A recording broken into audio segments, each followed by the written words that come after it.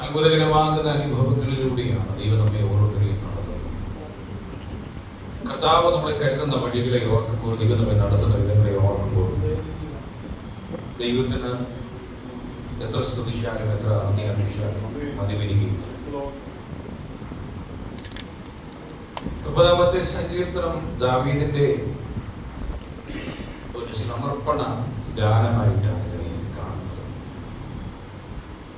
ഇതിലെ വാചകങ്ങളെല്ലാം കേവലം ഒരു പാട്ടിന് വേണ്ടി, ഒരു ഗാനത്തിന്റെ രചനയ്ക്ക് വേണ്ടി ഉപയോഗിക്കപ്പെട്ടതല്ല. ജീവിതത്തിലെ ഏറ്റവും ആനന്ദദായകമായിരിക്കുന്ന ഒരു അനുഭവത്തിലൂടെ കടന്നു പോകപ്പെടുന്ന സമയത്ത് പാടുന്ന പാട്ടാണ് എന്ന് നമുക്ക് മനസ്സിലാക്കുവാൻ കഴിയുന്നു. ഇതിന് ബോധവൽക്കമായിരിക്കുന്ന അനവധിയായിരിക്കുന്ന സംഭവങ്ങൾ ഉൽപ്പത്തി പുസ്തകം 31-ാം അധ്യായത്തിനകത്തും പുറപ്പാട് പുസ്തകം 15-ാം അധ്യായത്തിലും ഒക്കെ ജീവിതത്തിൽ ലഭ്യമായി തീർന്ന അനുഗ്രഹത്തിന്റെ നടുവിൽ അവർ കർത്താവിനെ പാടി ആരാധിക്കുന്നത് നമുക്ക് കാണുവാൻ കഴിയുന്നു. 1 മുതലുള്ള വാക്യങ്ങൾ ദൈവസ്തുതിയാൽ നിറയപ്പെടുമ്പോൾ ഏറ്റവും പ്രധാനമായും ഓർപ്പിക്കുന്ന ഒരു വസ്തുത, ശത്രുക്കൾക്ക് സന്തോഷിക്കുവാൻ അവസരം നൽകി കൊടുക്കാതെ ദൈവം തന്നെ ഉദ്ധരിച്ച ഉദ്ധാരണത്തെ ഓർത്തുകൊണ്ട് നന്ദി അർപ്പിക്കുവാൻ സങ്കീർത്തനക്കാർക്ക് സാധ്യമായി തീരും. തകരുന്ന സന്ദർഭങ്ങളിൽ, തകർന്നു പോകുമെന്ന് തോന്നുമ്പോൾ ആളുകൾ വിധി എഴുതുന്ന ചില സന്ദർഭങ്ങൾ, നമ്മൾ സാധാരണ ഈ ആളുകളെ, രോഗികളെയൊക്കെ കാണാൻ പോകുമ്പോൾ നമ്മുടെ ഒരു സംസ്കാരം അനുസരിച്ച് നമ്മൾ പറയുന്നത് എൻ്റെ ഇന്നയാളും ഈ രോഗം വന്ന മരിച്ചെന്നാണ് പറയുന്നത്. സൗഖ്യമാകുന്നല്ല പലപ്പോഴും നമ്മൾ പറയുന്നത് എൻ്റെ ഇന്നയാളും ഈ അസുഖം വന്ന മരിച്ചു. അത് കേൾക്കുമ്പോൾ തന്നെ പകുതി ജീവൻ എന്ത് ചെയ്യും എന്ന് പറഞ്ഞാൽ ഇതിനകത്ത് ഇനി മടങ്ങി വരാൻ യാതൊരു സാധ്യതയും എന്തില്ല, ഇല്ലെന്നുള്ളൊരർത്ഥത്തിലൊക്കെയാണ് പലപ്പോഴും നമ്മൾ പറയുന്നത്.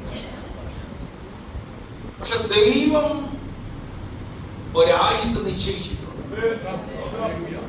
ലോകം പറയുന്ന വിധിയല്ല, ലോകം പറയുന്ന കാര്യമല്ല. സർവശക്തനാകുന്ന ദൈവത്തിന്റെ നിർണയം മാത്രമേ ഏതൊരു വ്യക്തിയുടെയും ജീവിതത്തിന്റെ അകത്ത് നടക്കത്തുള്ളൂ. ദൈവമേ അത് നടപ്പിലാക്കുകയും ചെയ്യും. അത് രോഗമല്ല, ക്ലേശമല്ല. ജീവിതത്തിന്റെ എല്ലാ സാഹചര്യത്തിന്റെ അകത്തും തകർന്നു പോകുന്നു എന്ന് ലോകം വിധി പറയുമ്പോൾ, ഇനി ചുവട് വെക്കത്തില്ല എന്ന് ലോകം പറയുമ്പോൾ, അതിന്റെ നടുവിൽ സ്വർഗ്ഗം പറയും, ശത്രുവിന് നിന്നെ കുറിച്ച് സന്തോഷിക്കുവാൻ അവസരം കൊടുക്കാതെ ഉദ്ധരിക്കുന്ന ദൈവം.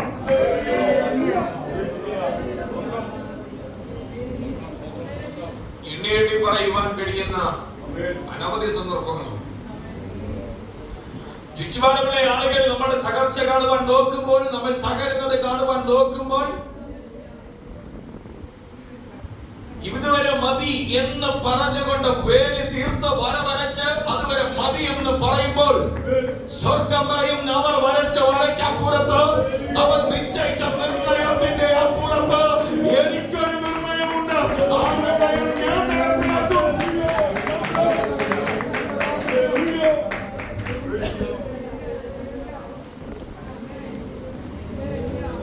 കഴിഞ്ഞ സ്നേഹിതന്റെ ഭാര്യ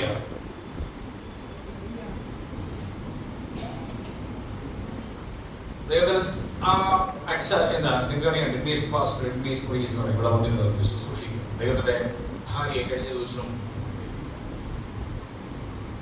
CT സ്കാൻ എടുക്കാൻ വേണ്ടി മരുന്ന് കൊടുത്തതാ. അത് അലർജിയായി മാറി.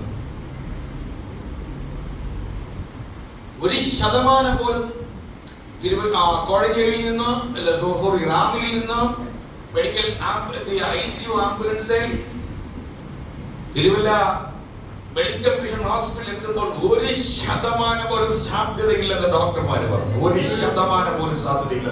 കാരണം രക്തം ഡിവൈഡ് ചെയ്തായി അത് എന്ത് ചെയ്തു, വെള്ളമായി മാറി. പക്ഷെ മരണത്തിൽ നിന്ന് നീക്കുപോക്കുകൾ കർത്താവായ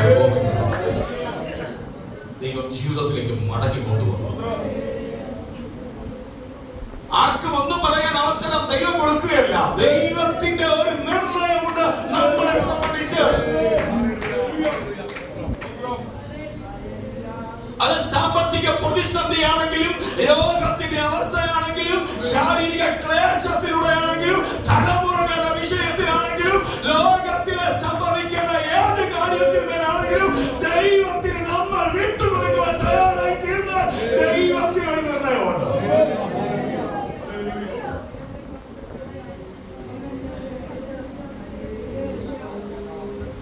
കൊല്ലുവാൻ നോക്കുന്നതിന്റെ നടുവിൽ വാളിൽ നിന്ന് ഊരിപ്പോരുക. അതുകൊണ്ട് കൊട്ടാരത്തിന്റെ പണികളുടെ പൂർത്തീകരണം നടക്കുക.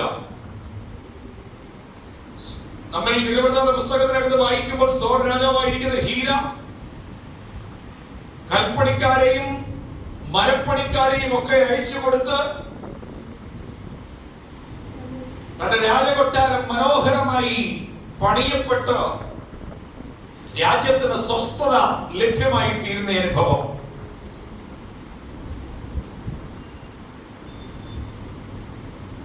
ആ അനുഭവത്തിലൂടെ കടന്നു പോകപ്പെടുമ്പോൾ ദാവീദ് ദൈവത്തിന്റെ കരത്തെ മനസ്സിലാക്കിക്കൊണ്ട്, ദൈവത്തിന്റെ വിടുതലിനെ മനസ്സിലാക്കിക്കൊണ്ട്, ദൈവികമാകുന്ന പ്രവൃത്തിയെ മനസ്സിലാക്കിക്കൊണ്ട് മഹത്തരമായിരിക്കുന്ന 3 കാര്യങ്ങൾ തന്റെ ജീവിതത്തിലൂടെ താൻ ഓർത്തെടുത്തു. അതിനെ അറിയുവാൻ തനിക്ക് കാരണമായി തീർന്നു. ദൈവഭക്തരായിരിക്കുന്ന നമ്മളെ ഈ 3 കാര്യങ്ങൾ ഒരിക്കലും മറന്നു പോകുവാൻ പാടില്ല. ദൈവഭക്തരായിരിക്കുന്നവർ ഒരിക്കലും ഈ അനുഭവത്തിനകത്തുകൂടെ കടന്നു പോകപ്പെടുമ്പോൾ ദൈവം ഇതിലെ വെല്ലുവിളികളുടെ നടുവിലൂടെയാണ് നമ്മൾ കടന്നു പോകുന്നത്. വെല്ലുവിളികളുടെയും പ്രതിസന്ധികളുടെയും നടുവിലൂടെ കടന്നു പോകുമ്പോൾ ദാവീദിന് മനസ്സിലാക്കുന്ന ഒരു കാര്യമുണ്ട്.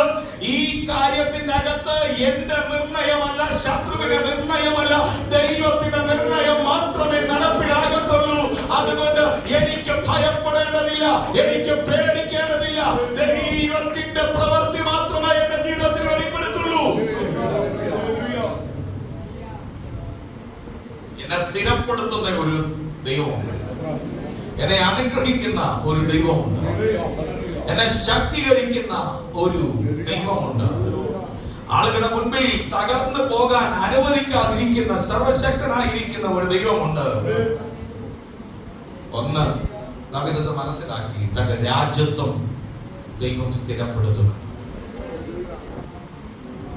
രണ്ടാമത്തെ കാര്യം എന്ന് പറയുന്നത്, തനിക്കുള്ളതൊക്കെ തന്റെ സ്വന്തമല്ല, ദൈവത്തിന്റെ ദാനമാണ് എന്ന് ദാവീദ് മനസ്സിലാക്കി. അതായത് സങ്കീർത്തനത്തിൽ പറയുന്നത്, നമ്മൾ പലപ്പോഴും നമ്മുടെ സ്വന്തം എന്ന് അവകാശപ്പെടുന്ന പലതുമുണ്ട്. എന്നാൽ അതൊന്നും നമ്മുടെ സ്വന്തമല്ല, അതെല്ലാം ദൈവത്തിന്റെ ദാനമാണ്.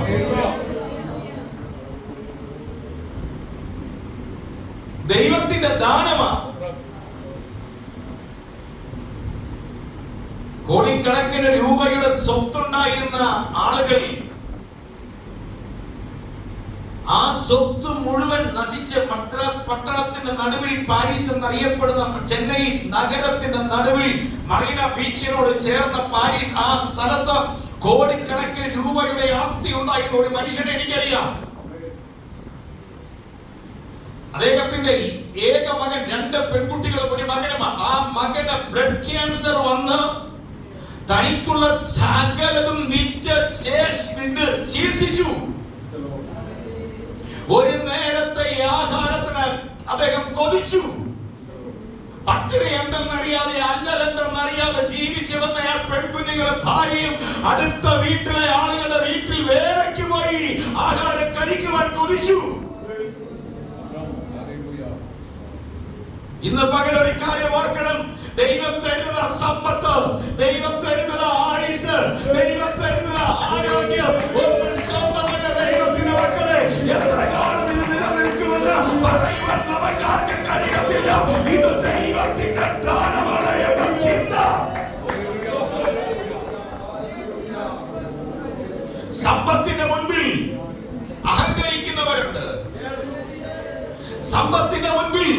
എന്തൊക്കെയാണ് എന്ന് ചിന്തിച്ച് കൂട്ടുന്നവരുണ്ട്, എന്തുമാകാമെന്ന് കരുതുന്നവരുണ്ട്. ഇന്ന് പകൽ പരിശുദ്ധാത്മാവ് പറയുന്നു, അങ്ങനെ ഒരു ചിന്ത നമ്മുടെ ഹൃദയത്തിൽ ഉണ്ടാകരുത്. ദൈവത്തിന്റെ കരം, ദൈവത്തിന്റെ ദാനമാണല്ലോ.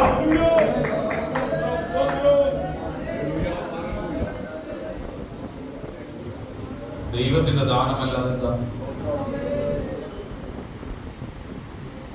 എത്ര സമ്പന്നനായിരുന്നു ഇയ്യോബ്. ബഹുദിഗ്വാസികൾക്കെല്ലാം ബഹുമാന്യനായിരുന്നു. ആളുകൾ കണ്ടാൽ എഴുന്നേൽക്കുന്നവൻ, മുഖം വെണ്ണ കൊണ്ട് കഴുകുന്നവൻ. തൈല നദികൾ സാധാരണ തൈലമൊന്നും അല്ല കേട്ടോ, അത് പെർസിമോൺ എന്ന് പറയുന്ന ഒരു പ്രത്യേകതരം തൈലമാണ്.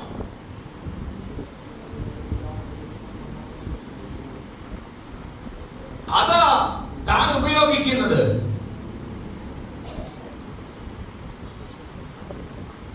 ലക്ഷക്കണക്കിന് രൂപ വരുന്ന വില വരുന്നതാ.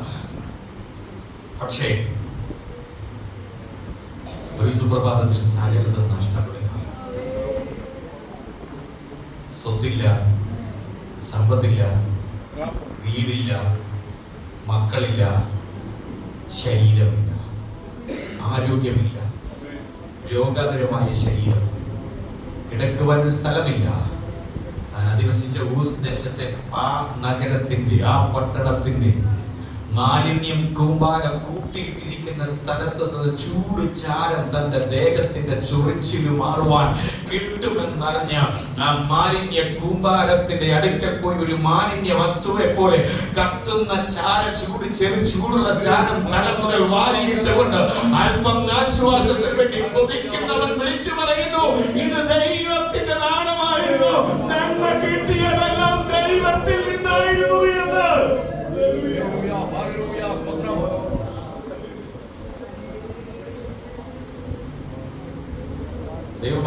ദൈവം ചെയ്ത നന്മകൾക്കെല്ലാം നന്ദി പറഞ്ഞിടുവാൻ, ദൈവം ചെയ്ത നന്മകൾക്കെല്ലാം നന്ദി പറഞ്ഞിടുവാൻ. നാവിത് പോരാ, നാവിത് പോരാ, ആയുസ്സുമിത് പോരാ. നാവിത് പോരാ, നാവിത് പോരാ, ആയുസ്സുമിത് പോരാ. സുവിശേഷത്തിൽ എഴുതി വെച്ചിട്ടുണ്ട്, ദൈവം ചെയ്ത നന്മകളെ ഓർക്കുക. ചിന്തകൻ പറഞ്ഞ വാക്കുകൾ ഇങ്ങനെയാണ്: ആകാശത്തെ പേപ്പറാക്കി, ലോകത്തിലെ വൃക്ഷത്തിന്റെ വൃക്ഷം മുഴുവൻ പേനയാക്കി, കടലിലെ വെള്ളം മുഴുവൻ മഷിയാക്കി. എഴുതി വെച്ചാലും എന്റെ ദൈവം എനിക്ക് ചെയ്ത ഉപകാരങ്ങൾ എഴുതി തീർക്കുവാൻ കഴിയത്തില്ല. അത് വർണ്ണിച്ച് തീർക്കുവാൻ കഴിയത്തില്ല. അത് അതിന്റെ ആഴം, അതിന്റെ അപ്പുറത്തുള്ളതാ. സ്തോത്രം. മൂന്നാമത് മനസ്സിലാക്കിയ വസ്തുത, മറ്റു ചിലരുടെ വിടുതലിന് വേണ്ടി കൂടെ ദൈവം എന്നെ ഉപയോഗിക്കും, മറ്റു ചിലരെ അനുഗ്രഹിക്കാൻ വേണ്ടി ദൈവം എന്നെ ഉപയോഗിക്കുമെന്ന് ആ ഭക്തൻ മനസ്സിലാക്കി. ഹലോ, ഇന്ന് പകൽ ആ ചിന്ത നമ്മളിൽ ഉണ്ടാകണം. എന്റെ നിമിത്തം മറ്റു ചിലരെ കൂടെ അനുഗ്രഹിക്കപ്പെടണം. ഞാൻ ചെന്ന കായലെന്ന ഇടം, ഞാൻ ചെന്ന് ചേരുന്ന ഇടം, ഞാൻ കയറുന്ന ഭവനം, ഞാൻ കഴിക്കുന്ന സ്ഥാപനം, ഞാൻ ജോലി ചെയ്യുന്ന ഇടം, എന്റെ കാൽ ചവിട്ടുന്ന ഇടം എന്റെ നിമിത്തം അനുഗ്രഹിക്കപ്പെടണം. വചനത്തിനകത്ത് പറയുന്നുണ്ട്, യോസേഫിന്റെ നിമിത്തം പോത്തിഫേറിന്റെ ഭവനം എന്തെങ്കിലും അനുഗ്രഹിക്കപ്പെട്ടു, ലാബാന്റെ ഭവനം യാക്കോബ് നിമിത്തം അനുഗ്രഹിക്കപ്പെട്ടു. എന്ന് പകൽ ഒരു കാര്യം ഓർത്ത്, പ്രാർത്ഥിക്കുന്ന ദൈവത്തിന്റെ പൈതലെ, ആരാധിക്കുന്ന ദൈവത്തിന്റെ മക്കളെ, ആരാധിക്കുന്നവരെ, ഇന്ന് പകൽ ഒരു കാര്യം നാം ഓർക്കണം. നമ്മുടെ പ്രാർത്ഥന ദൈവം കേൾക്കുന്നത് കൊണ്ട് നമ്മുടെ വ്യാപരിക്കുന്ന ദൈവത്തിന്റെ ശക്തി നാം ചെല്ലുന്ന ഇടങ്ങളിൽ അത് വ്യാപരിക്കുന്നത് കൊണ്ട്, അത് ചെല്ലുന്ന ഇടങ്ങളിൽ അന്ധകാരത്തിന്റെ മണ്ഡലങ്ങൾ, ഐശ്വര്യ വേഴ്ചകളെ എല്ലാം മാറ്റിക്കൊണ്ട് അനുഗ്രഹത്തിന്റെ കരം അവിടെ വെളിപ്പെടുന്നത്.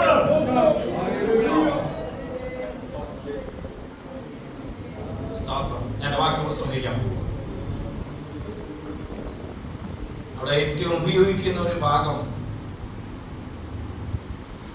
ദൈവം പറയും, അവിടെ ദാവീദ് പറയുകയാണ്, നീ എന്നെ ഉയർത്തും.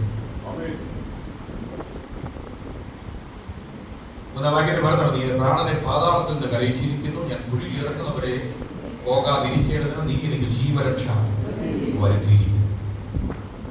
ഉയർത്തുക എന്ന പദം സമുദ്രത്തിൽ നിന്ന്, വെള്ളത്തിൽ നിന്ന് കോരിയെടുക്കുക എന്ന പദമാണ് അവിടെ വന്നിരിക്കുന്നത്. ഒരു കിണറ്റിന്റെ അകത്തേക്ക് തൊട്ടി ഇറക്കി ആ കിണറ്റിലെ വെള്ളം ആഴ്ത്തി അതിൻ്റെ അകത്ത് നിറച്ചെടുക്കുന്നത് പോലെയുള്ള ഒരു ആലങ്കാരിക പ്രയോഗമാണ് ദാവീദ് ഉപയോഗിക്കുന്നത്. എന്ന് പറഞ്ഞാൽ, ഒന്ന് ഉയർത്തിയത് തന്റെ നരകത്തിന്റെ അകത്തുനിന്ന് തന്നെ ഉയർത്തി, രണ്ട് പാപത്തിന്റെ അകത്തുനിന്ന് തന്നെ ഉയർത്തി, മൂന്ന് നിരാശയിൽ നിന്ന് തന്നെ ഉയർത്തി, അടുത്തത് രോഗശയ്യയിൽ നിന്ന് ഉയർത്തി, സംശയങ്ങളുടെയും ഭയത്തിന്റെയും അടിമത്തത്തിന്റെ അകത്ത് നിന്ന് നമ്മെ ദൈവം ഉയർത്തി. ആ ഉയർത്തിൽ നോക്കിക്കൊണ്ട് ലാസ്റ്റ് വാചകത്തിൽ ഇങ്ങനെ പാടി, നീ എന്റെ വിലാപത്തെ എനിക്ക് നൃത്തമാക്കി തീർത്തു, എന്റെ രക്ത നീ അഴിച്ച് എന്റെ സന്തോഷം ഉടുപ്പിച്ചു. എന്തിനെന്താ, ഞാൻ മൗനമായിരിക്കാതെ നിനക്ക് സ്തുതി പാടേണ്ടത് തന്നെ. എന്റെ ദൈവമായ യഹോവേ, ഞാൻ എന്നേക്കും നിനക്ക് സ്തോത്രം ചെയ്യും. ആകയാൽ ദൈവം ചെയ്ത എല്ലാ നന്മകളെയും അനുസ്മരിച്ചുകൊണ്ട് ആലയത്തിന്റെ അകത്തും നമ്മുടെ ജീവിതത്തിലും അനുനിമിഷം ആ ദൈവത്തെ മാത്രം നോക്കി ദൈവം ചെയ്ത നന്മകൾ കൊത്തവണ്ണം ദൈവത്തിന് സ്തുതി അർപ്പിച്ചുകൊണ്ട് മുൻപോട്ട് പോകുവാൻ സർവകൃപാലുവാകുന്ന കർത്താവ് നമ്മെ ഏവരെയും സഹായിക്കട്ടെ എന്ന് പറഞ്ഞു ഞാൻ വാക്കുകളെ ഉപസംഹരിക്കുന്നു. ദൈവം നിങ്ങളെ